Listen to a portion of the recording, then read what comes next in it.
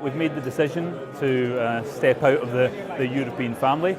I don't think that means that we can step out of the energy union. We do need interconnection. Is it right that the Conservatives, due to some backbenchers in the south of England, have stopped the further rollout of cheap onshore wind? No, that's a political decision.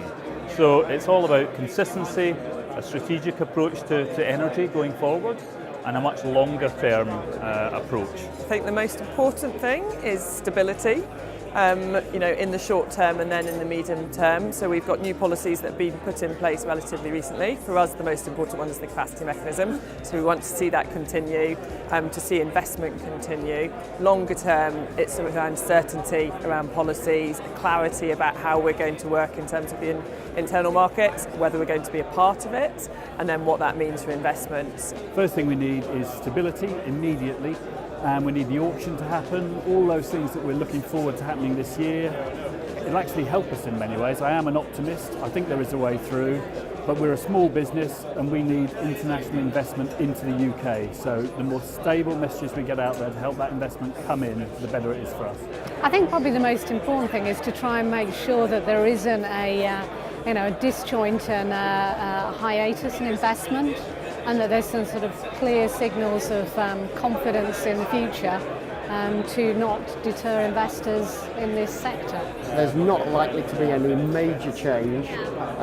We'll still have to have a relationship with Europe. The political basis of that may change, but the relationship is not going to change, and the physical engagement and connection with Europe is not going to change. We have to take account of the needs and indeed the desires of the public. He certainly as a politician has done that and recognises that government policy and energy policy has to take into account what people actually want. And at the moment 85% of them want to be connected to the gas network and use it to supply heat for their homes. We've got some fantastic examples of projects that we've taken forward through the current regulatory framework in innovation. We want to see how that goes forward, and we'd like to see a bit more on heat and heat policy. But I think in terms of the challenges, they haven't gone away. We're still here, we're still serving the customers, and we're going to continue to do that. Well, the future of renewables post-Brexit is dependent on a number of things, and it's dependent mainly on what form Brexit takes. Given particularly the words of Commissioner Mellström of Sweden from the European Commission, who said that no further negotiations would begin on third country status until the UK had fully finished its exit phase. So that would be about 2 years, 3 months away.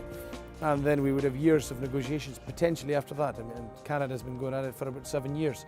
Hopefully they can say it's an EEA fairly soon. Either way, it's not great, and Brexit doesn't seem to be been a very good option at all for renewables.